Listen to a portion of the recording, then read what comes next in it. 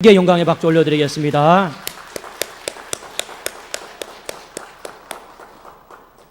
여러분 우리 교회 찬양대 참 잘하죠. 너무 잘하는 것 같아. 빈말로 하는 것은 아니고 정말 우리 교회 찬양대 너무 은혜스럽고 잘 준비해서 감사합니다. 우리 한번 좌우에 계신 분 앞뒤로 한번 서로 인사하겠습니다. 오늘 예배 드림은 은혜입니다.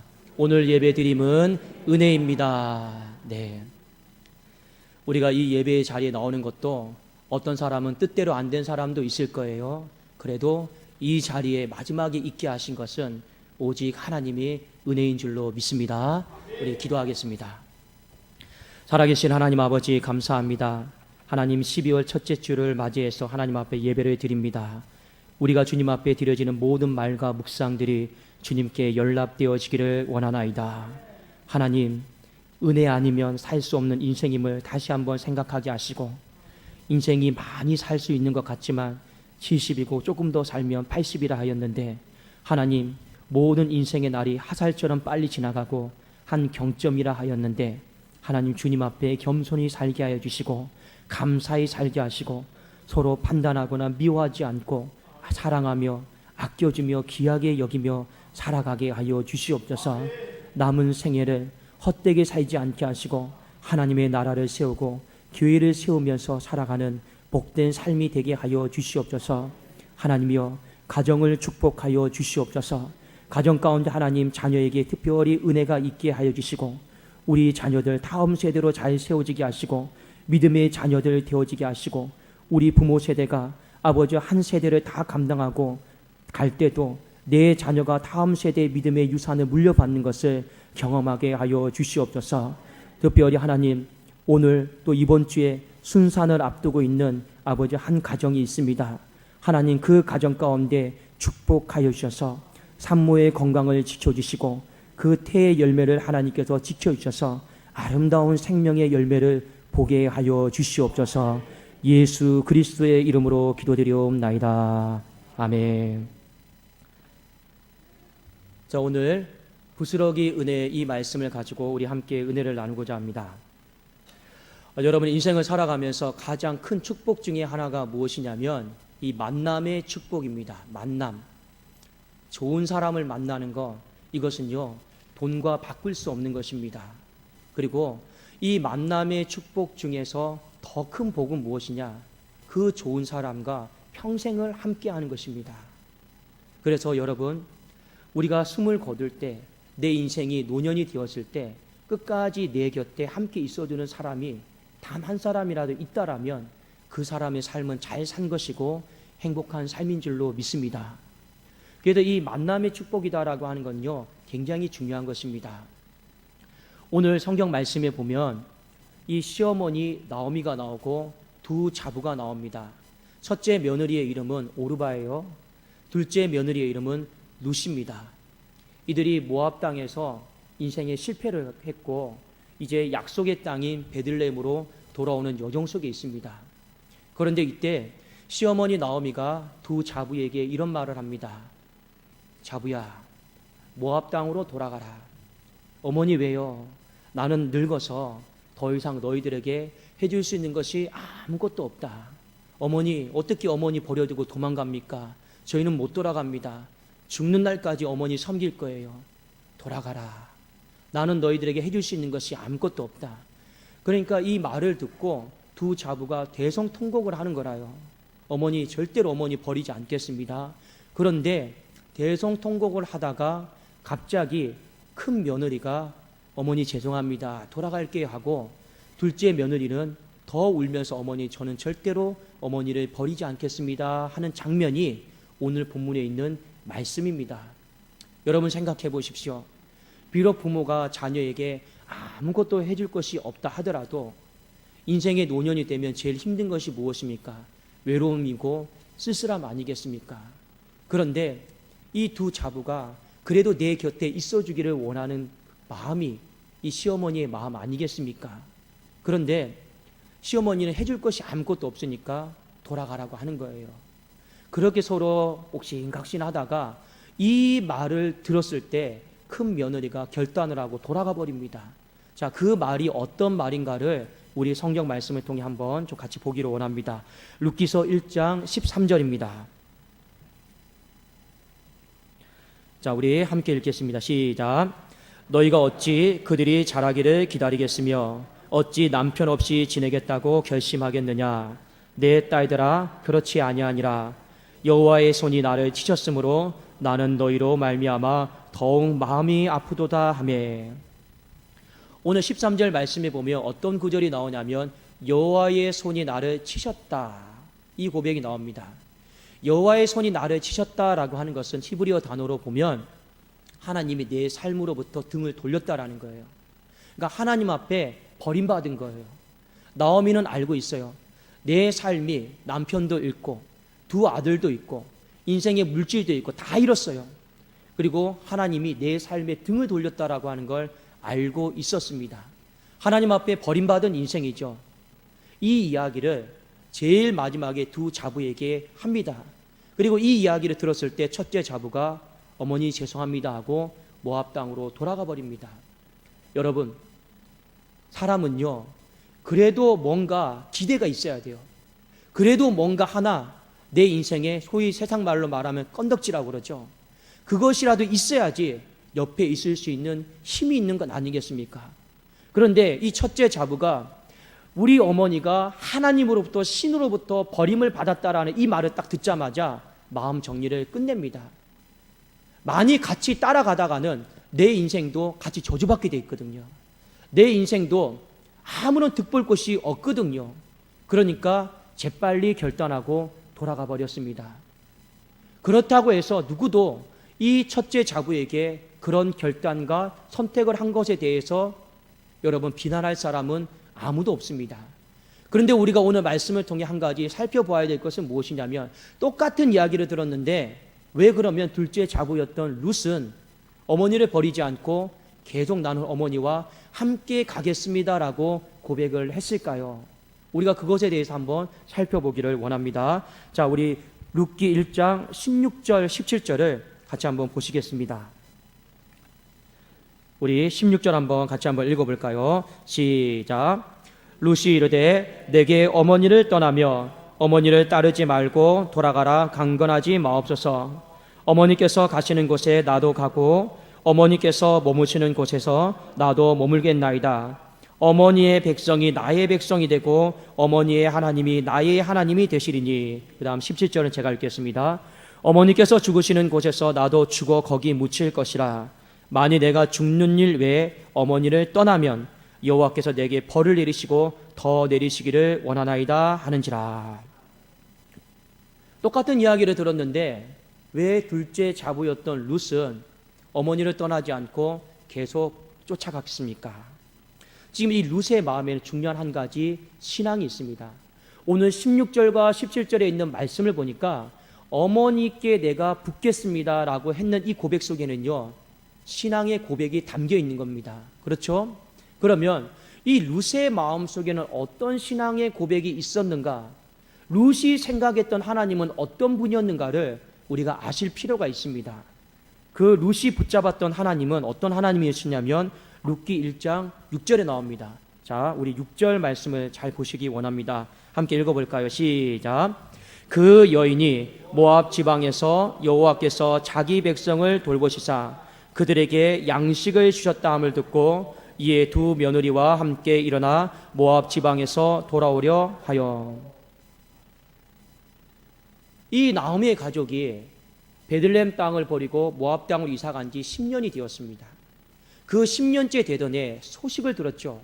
어떤 소식을 들었습니까? 여호와께서 자기 백성을 돌아보셨다라고 하는 소식을 들었습니다. 룻이 생각했던 하나님은 어떤 하나님이셨습니까? 처음에 10년 동안은요, 기근과 흉년밖에 없었어요. 하나님이 그 땅을 버리신 줄 알았습니다. 그런데요, 어떤 하나님이십니까? 하나님은 영원히 버리신 하나님이 아니셨습니다. 하나님은요, 잠시 버리신 거예요.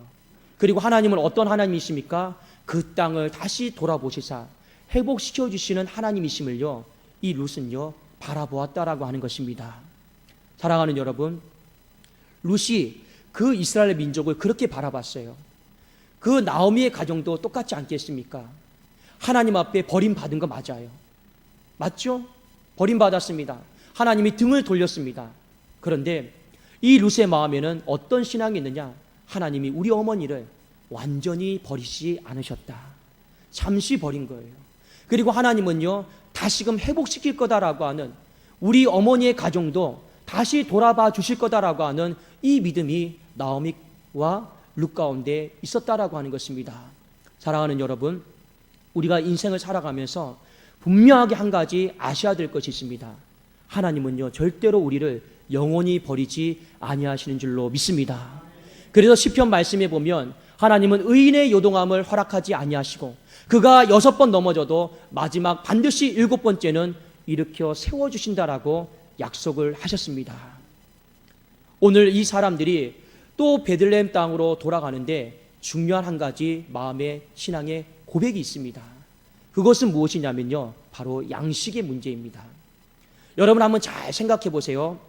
하나님이 10년 동안 흉년이 들고 기근이 근 땅에 그들을 돌아보사 뭘 주셨다라고 말씀하셨습니까?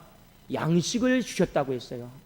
그런데 룻이 가만히 생각을 해보니까 우리 어머니는 양식을 얻을 자격이 없어요. 왜 양식을 얻을 자격이 없는지 아십니까? 그 땅을 안 지켰기 때문에 그렇습니다. 힘들 때 떠나버렸기 때문에 그렇습니다. 사람은 알아요. 힘들 때 그래도 끝까지 그 자리를 지킨 사람에게 하나님이 축복을 주십니다. 그런데 중간에 너무 힘이 들어서 떠나버린 사람이 있어요. 그 가정이 바로 나오미의 가정이었습니다. 그리고 떠나고 나서 실패해서 다시 돌아왔는데 사람이 양심이 그래도 있는 거예요. 하나님이 이스라엘 땅에 양식을 주시지만 이 나오미의 가정 속에는 양식을 얻을 자격이 없다라고 하는 것을요, 나오미와 룻은 누구보다도 잘 알고 있습니다. 그런데 돌아가요. 양식을 얻을 수 없다라는 걸 알면서도 돌아갑니다. 여러분 왜 돌아가는지 아십니까? 왜 돌아갈까요? 이유는 딱 한 가지입니다. 하나님이 우리에게 양식은 안 주셔도 최소한 부스러기는 주실 거다라고 하는 그 믿음이요, 이 룻의 마음속에 있었기 때문에 그렇습니다. 그것에 대해서 뒷받침하고 있는 성경 구절이 어디냐면 여러분 룻기 2장 2절을 보십시오. 룻기 2장 2절입니다. 우리 한 구절 같이 읽겠습니다. 시작. 모압 여인 룻이 나오미에게 이르되 원하건대 내가 밭으로 가서 내가 누구에게 은혜를 입으면 그를 따라서 이삭을 줍겠나이다 하니 나오미가 그에게 이르되 내 따라 갈지어다 하매. 이 사람들이요, 베들레헴에 도착해서 이제 먹을 문제가 생겼잖아요. 먹는 문제가 생겼잖아요. 그런데 첫 대화의 내용이 무엇인가를 여러분 보십시오. 이 룻이 어머니에게 어머니 배고프시죠? 제가 나가서 양식 좀 얻어올게요. 이렇게 말을 하질 않습니다. 뭐라고 고백합니까? 어머니 제가 나가서 이삭 좀 얻어올게요. 이삭 좀 주워올게요. 이삭이 무엇입니까? 부스러기잖아요. 다 털고 쓸모없이 남은 물건 아닙니까? 그리고 어머니가 뭐라고 합니까? 딸아, 네가 이삭을 주울 수 있도록 내가 집에서 기도할게. 지금 그 내용이요, 룻기 2장 2절에 있는 내용입니다. 그러니까 이것을 보면 이 사람들이 이 베들레헴 땅으로 이사 올 때 이미 어떤 마음입니까? 양식에 대한 기대는 없어요. 왜냐하면 이 사람들의 마음속에 우리가 하나님 앞에 예쁜 것이 하나도 없거든요. 양식을 먹을 자격이 없거든요. 하나님을 먼저 우리가 등지고 떠났거든요. 근데 어떻게 하나님 앞에 양식 달라고 손 내밉니까? 자격이 없는 걸 알아요. 그런데 이 사람들 마음속에 그래도 하나님은 최소한 부스럭이라도 주실 것이다 라고 하는 이 믿음이 있었다라는 것입니다. 그러니까 이 사람들이요, 돌아와서 하루를 시작하는데 어머니 기도해 주세요. 제가 부스러기 좀 주워 올게요. 이렇게 말을 하는 것은 어떤 의미입니까? 그래도 하나님께서 우리 가정에 이삭, 부스러기라도 주실 것이다 라고 하는 이 믿음이 없으면요, 어머니 나가서 부스러기 주워 올게요, 이 말을 못하는 것입니다. 사랑하는 여러분, 우리는 하나님 앞에 자격에 대해서 논의할 때가 많이 있습니다. 때로는 우리는 오랫동안 방황하다가 다시 돌아올 때 자격 없음에 대해서 한탄할 때가 있죠. 우리의 선택이 하나님께서 기뻐하시는 선택을 많이 하면 돌아올 자격이라도 있는데, 거의 대부분 우리의 선택이 하나님을 등지고 하나님과 멀어지고 내 만족과 유익을 위해서 하나님을 버린 선택을 할 때가 우리는 너무나도 많다라고 하는 것입니다. 그런데 인생을 살다 보면 한 번쯤은 내가 다시금 하나님께로 돌아가야겠다라고 하는 내 안에 성령의 부르심이 있습니다. 근데 문제는 뭐냐? 하나님 앞에 돌아가야겠다라고 하는 마음은 갖는데 선뜻 돌아가기가 쉽지가 않다라는 거예요. 어떤 사람은 하나님 앞에 돌아가는 것이 너무 미안해서 못 돌아오는 사람도 있더라는 것입니다. 그런데 여러분, 우리는 돌아가셔야 됩니다. 하나님께 더 나가야 됩니다. 뭘 생각하면서요? 그래도 하나님 양식은 아니어도, 그래도 하나님 앞에 돌아가려고 하는 인생을 향해서 하나님이 최소한 부스럭이라도 주시는 분이시기 때문에 그렇습니다. 그래도 우리는요, 돌아가야 돼요. 이 돌아가는데 무슨 체면이 필요합니까? 우리는 하나님 앞에 돌아감에 있어서 자격 있는 사람이 누가 있겠습니까? 없어요. 그렇다라고 해서 내 모습 형편 살아온 나를 바라보면서 여러분, 하나님 앞에 돌아가기를 주저하지 마십시오. 오늘 룻처럼 그럼에도 불구하고 하나님께 돌아가는 인생에게는 최소한 부스럭이라도 주신다라고 하는 그 말씀을 붙들고 우리 성도님들 다 돌아올 수 있기를 예수님의 이름으로 축원합니다. 우리 한번 성경 한 구절만 더 찾아보기를 원합니다. 마태복음 15장입니다. 마태복음 15장 22절부터 26절까지인데 우리 한 절씩 좀 교독하기를 원합니다.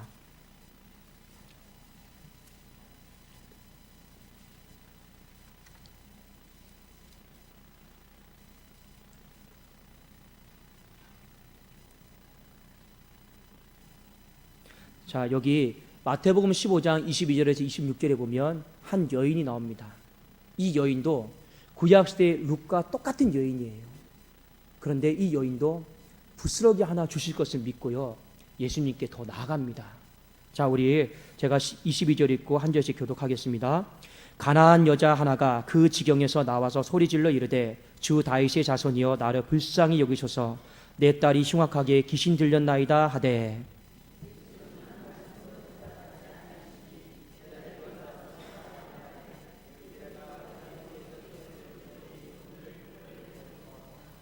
예수께서 대답하여 이르시되 나는 이스라엘 집에 잃어버린 양 외에는 다른 데로 보내심을 받지 아니하였노라 하시니,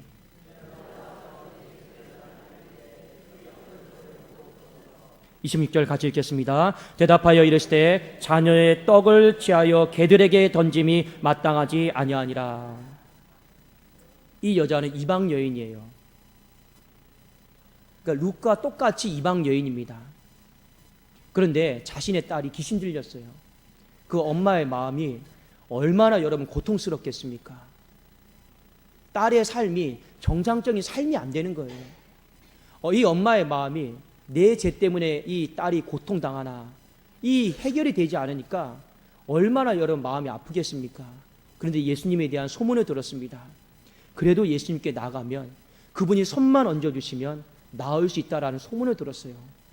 그런데 예수님 앞에 용기를 다해서 나아갔습니다. 예수님이 들은 척도 안 해요.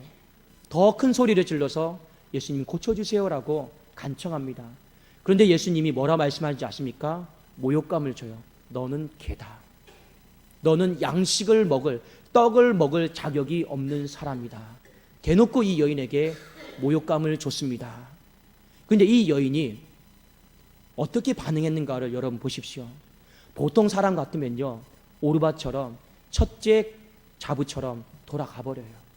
이득될 것이 없으니까. 근데 이 여인은요, 이렇게 고백합니다. 자, 우리 27절, 28절 제가 한번 읽어드릴게요. 여자가 이르되 주여 올소이다마는 개들도 제 주인의 상에서 떨어지는 부스러기를 먹나이다 하니. 무슨 말입니까? 예수님, 나는 이방 여인이고 개입니다. 나는 양식을 먹을 자격이 없는 사람입니다. 다 맞습니다.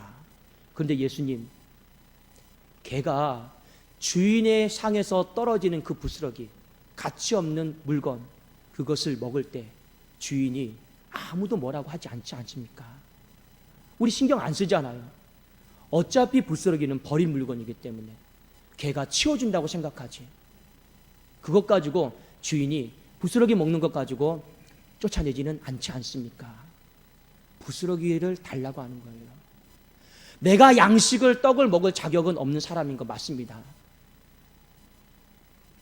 그런데 부스러기는 먹을 수 있지 않습니까? 하물며 하늘 아버지께서 이렇게 구하는 자에게 최소한 부스러기 주시는 거 가능하지 않습니까? 라고 고백을 하는 거예요. 그러니까 예수님이 이 대답을 듣고 뭐라고 말합니까? 이에 예수께서 대답하여 이르시되 여자여 네 믿음이 크도다. 네 소원대로 되리라 하시니 그때로부터 딸이 나으니라. 사랑하는 여러분, 오늘 본문의 말씀에는 중요한 인식이 있어요. 하나님이 어떠한 분이신가에 대한 중요한 고백이 있습니다. 여러분, 우리가 믿고 있는 하나님 어떤 분이십니까? 우리를 잠시 버린 것처럼 보이셔도, 잠시 우리의 가정과 교회에 아픔을 주신 것처럼 보여도 하나님은 영원한 버림과 영원한 아픔을 허락하지 아니하시는 신실하시고 선하시고 좋으신 하나님이신 줄로 믿습니다.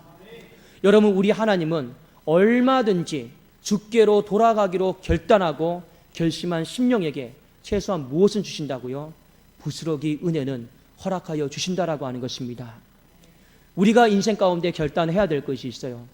많은 사람들이요, 자격의 문제를 논의하느라고 하나님 앞에 돌아가지 못하는 사람들이 얼마나 많이 있습니까?